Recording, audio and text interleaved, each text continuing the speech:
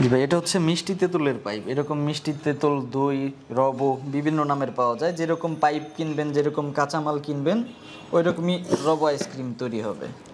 এই কাজগুলো খুবই সহজ। তারপর আমি আপনাকে সরাসরি দেখাই কিভাবে কাজ করবেন। ভাই কি এর আগে এই মেশিনে কাজ করছেন? না, এর আগে মেশিনে কাজ করিনি। আচ্ছা, আজকে প্রথম আমার এখানে দেখানো হয়েছে না? আজকে প্রথম। আচ্ছা, তো ভাই কোথা থেকে আসছেন? আমি চট্টগ্রাম থেকে আসছি। তো চট্টগ্রাম থেকে আমাদের নতুন উদ্যোক্তা এসেছে আমাদের কাছ থেকে যে রবো আইসক্রিমের তৈরির মেশিন নিয়ে ব্যবসা করার জন্য। তো তাকে এখন সরাসরি কাজ দেখাচ্ছি আমাদের মেশিন কীরকম কাজ করে। তো ভাই কোথা থেকে আসছেন? চট্টগ্রাম থেকে। চট্টগ্রাম থেকে আমাদের কাছ থেকে রবো আইসক্রিম মেশিন নেওয়ার জন্য আসছেন। তো ভিডিও তো আরও অনেকের আছে, আমাদের কাছে কেন আসলেন? আপনাদের ভিডিওটা ভালো লাগছে বিধায় আসছি। ভালো লাগছিল সেই জন্য। তো ভিডিও দেখে ভালো লাগছিল, সরাসরি এসে কি সেরকম পাইছেন না ব্যতিক্রম পাইছেন? না, সেরকমই পাইতেছি। আচ্ছা, সেরকমই পাচ্ছেন এখন পর্যন্ত নাকি? বাকিটা আল্লাহ ভরসা। বাকিটা আল্লাহ ভরসা। আচ্ছা আচ্ছা, তো আপনাকে তো এখন কতক্ষণ কাজ দেখালাম, দেখি এখন আপনি কাজ করতে পারেন কিনা, আমাদের একটু কাজ করে দেখেন। ইনশাআল্লাহ করতে আমি যেগুলো করলাম এগুলো সবই যে নিচে রেখে দিই, ওই সাইডে রেখে, হ্যাঁ বালতিতে রেখে দিই। এখন আপনি কাজ করেন, কাজ করে আমাদেরকে দেখান কীরকম সিলিং হয়, মাল লিক হয় কিনা। আমাদের নতুন উদ্যোক্তা কাজ করতেছে, এই সাইডে রেখে দেন।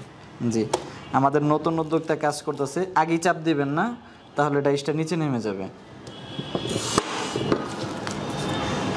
জি, কাজ করেন। ওটা পরে চাপ দিবেন, দেওয়ার পরে। শব্দ হয় কিসে একটু কর।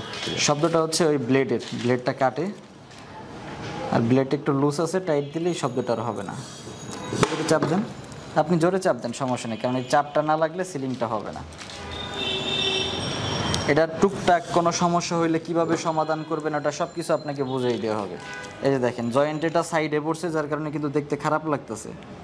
বড় ভাই এইদিকে খেয়াল করেন, এই যে কাজ করার সময় এই জয়েন্টটা এই যে মাঝ বরাবর আইনা নেবেন, তাহলে দেখতে সুন্দর লাগবে। এটা কিন্তু দেখতে কি ভালো লাগতেছে না। ঠিক আছে, এই জয়েন্টটা মাঝ বরাবর রেখে কাজ করবেন, তাহলে আপনার সিলিং ভালোভাবে হবে। তো এই যে দেখেন, এই যে লাস্টেরটা, এই যে এই জয়েন্ট মাঝখানে রাখছিলেন না, সেই জন্য কিন্তু মাল লিক হয়েছে। এর জন্য খেয়াল করবেন জয়েন্টটা ঠিক মাঝ বরাবর রাখার জন্য। তো এইগুলো তো সবগুলো আপনি নিজ হাতে কাজ করছেন, আরও অনেকগুলো কাজ করছেন।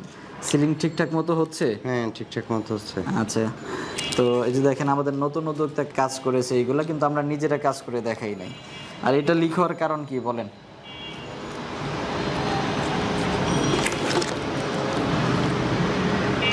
ওটা জয়েন্ট দিয়ে বেরিয়েছে। জয়েন্ট দাঁড়ান দেখতেছি। এটা হচ্ছে আগের পট্টিটা ঠিকঠাক মতো পড়ছিল না। পট্টিটা সবসময় যে খেয়াল করে মাঝ বরাবর দিবেন, না হলে পরের দুই একটা মাল লিক হইতে পারে। এই যে জয়েন্টটা রাখবেন, এই কোনায় যেন না যায়, এই জিনিসটা খেয়াল রাখবেন। আপনি প্রয়োজনে আরও কাজ করে দেখেন, কোনো সমস্যা নেই। নেন,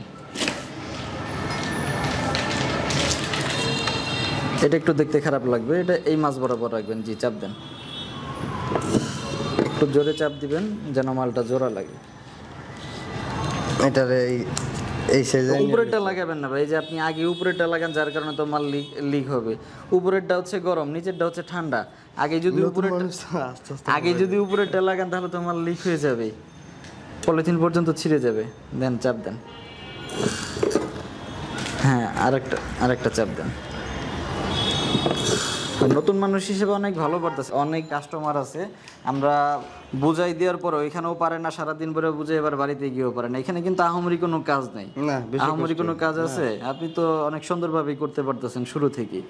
তো এই কাজগুলো আহামরি কোনো কিছু না, আশা করি পুরুষ মহিলা ছোট বড় যে কেউ করতে পারবেন। হ্যাঁ, আমাদের কাছে এই রবো সিলিং মেশিন আছে, যাদের প্রয়োজন আমাদের সাথে যোগাযোগ করবেন। ভিডিওর স্ক্রিনে দেওয়া নাম্বারে যোগাযোগ করে আমাদের কাছ থেকে মেশিনগুলো নিতে পারবেন।